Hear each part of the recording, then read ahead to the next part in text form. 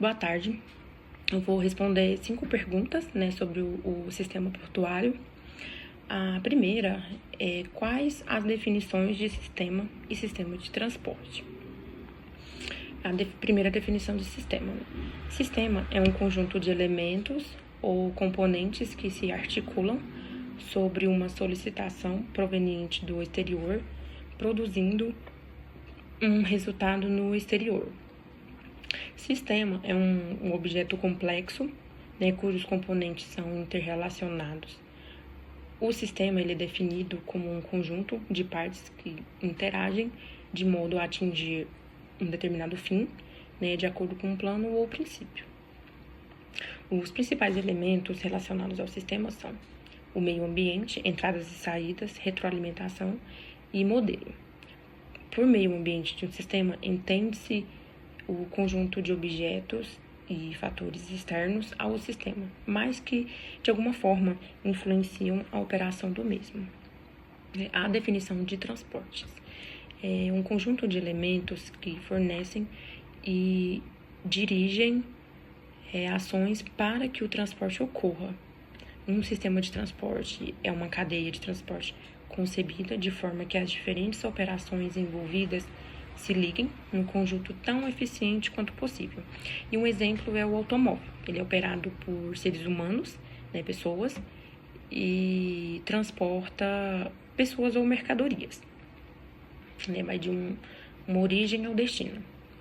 Os insumos e recursos, fontes de entrada, são um conjunto de materiais, informações, pessoas, infraestrutura, etc., fornecidas ao sistema, ao passo que, por meio do processamento destes recursos, são obtidos os produtos ou resultados finais.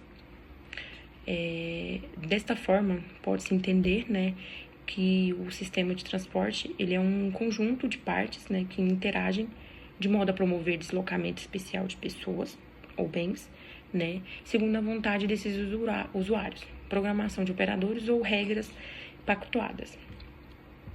Para poder entender melhor, vamos imaginar um sistema de transporte urbano,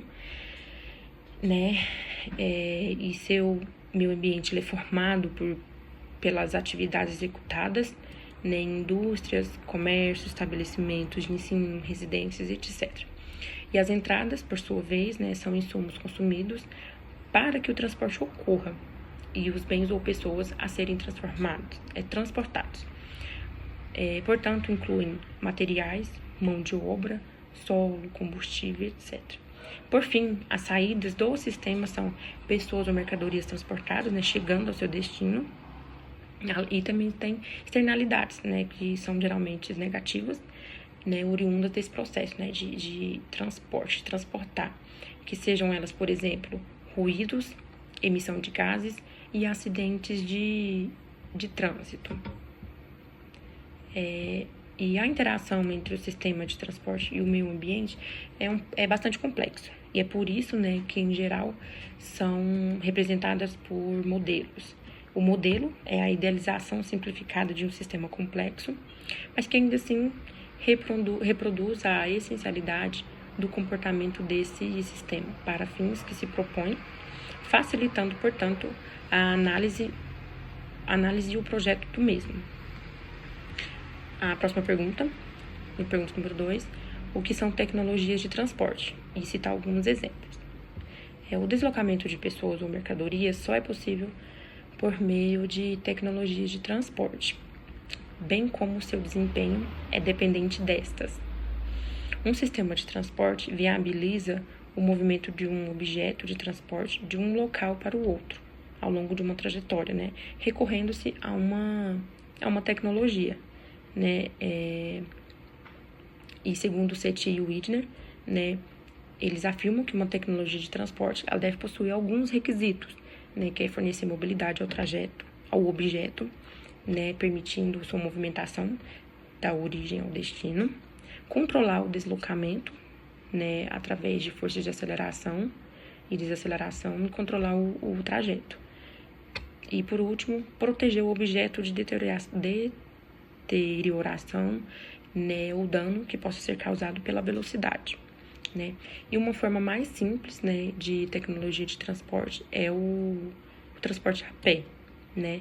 Baseado na locomoção dos seres humanos e a sua capacidade de transportar cargas em pequeno porte, né? E as tecnologias, né, desenvolvidas pelo homem, a gente pode destacar, né, veículos sobre rodas ou estruturas, né, com deslocamento terrestre. E um exemplo pode ser os carros, trem e veículos que geram sustentação aero-hidrodinâmicos, né, como aviões, aerobarcos.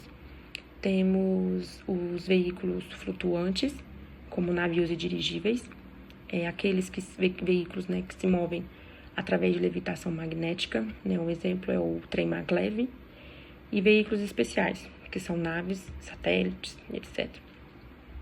Outra tecnologia são as vias, né, que dão mobilidade a estes veículos, né, e controle ao próprio objeto. A terceira pergunta, que é quais os tipos de navegação, né, que são 3, a marítima, a fluvial e a lacustre. A marítima ela divide em dois termos, né, que é a cabotagem, realizada ao longo de uma mesma costa, e longo custo, que é realizada entre costas separadas. A fluvial, ela é realizada em rios, e a lacustre, ela é realizada em lagos. A quarta pergunta, né, quais são os principais tipos de embarcações, né, citar cada uma delas, e os tipos de cargas a que se destina. Os tipos de embarcações, né, a gente tem embarcações para transporte de carga, para transporte de pessoas, e aí de transportes especiais. Para transporte de cargas, tem os cargueiros, que transportam vários tipos de cargas, geralmente em pequenos lotes. Para container, semelhante a de cargas em geral, porém com características para encaixar os containers. O Panamax, né, ele é um termo que se designa a navios que, devido às suas dimensões, alcançam tamanhos e limites para passar nas eclusas do canal do Panamá. E os graneleiros, né, e ele se divide, né, em termos, né, mas ele é para transporte de mercadorias a granel, tais como açúcar, soja, ferro, entre outros. Né, tem embarcações graneleiras, bulk carrier, para transporte específico de cereais em geral, né, fertilizantes, sal, né, graneleiros ore carrier, projetado para transporte de minérios, o graneleiro ore oil, né, para cargas combinadas com minério e petróleo, e por último o graneleiro ore bulk oil, projetado para transportar minérios, grãos e petróleos em diferentes viagens. A embarcação probo, né, ela é uma sigla, PROBO, né, ela vem de Product Oil Bulk Oil, né, navios combinados para produtos refinados. Os gaseiros, que transportam gases liquefeitos, e uma característica é que eles são arredondados sobre o convés, né. Os petroleiros, para transporte de líquidos em granéis, possuindo equipamentos para bombear a carga.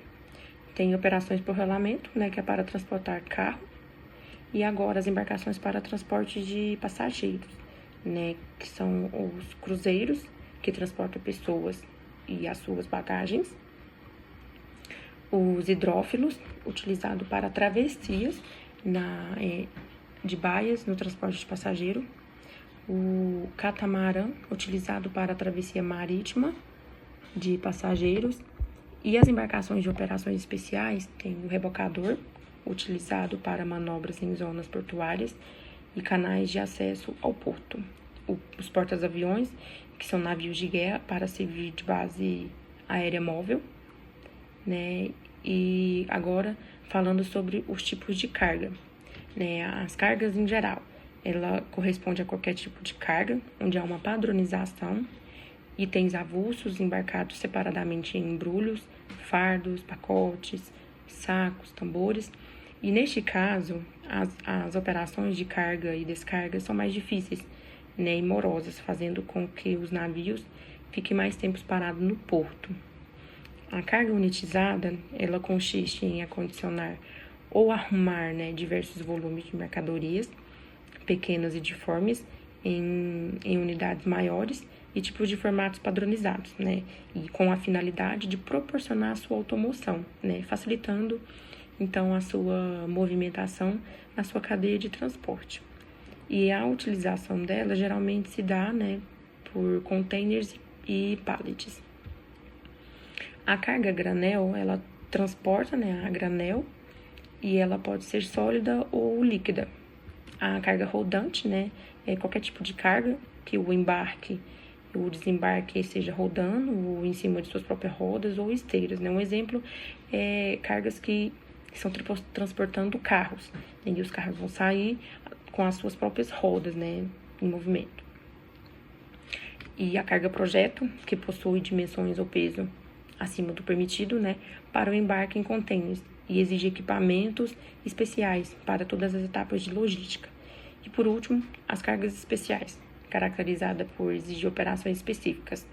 E um exemplo, né, dessas cargas especiais são plataformas de petróleo e navios avariados. E a última pergunta que são quais os objetivos e princípios gerais do planejamento portuário. Os objetivos é a criação de um porto a partir do zero, expansão de um porto ou de um dos seus terminais, ou então a reformulação de um porto ou de um dos seus terminais. E os princípios gerais são evitar soluções, né, que prejudiquem as futuras expansões, crescimento, adequações a condições naturais. E temos as constituintes de um porto, né, que são 4, que é a bacia portuária, acesso marítimo, terraplenos e ligações terrestres. A bacia portuária, ela deve ser tranquila, né, com profundidade adequada e que não seja afetada por processos de assoreamento grave. O acesso marítimo, ele deve ser seguro e requer uma estabilidade fisiográfica e ajuda a navegação. E o terrapleno, ele deve ser desafogado, com boa pavimentação e boa drenagem superficial.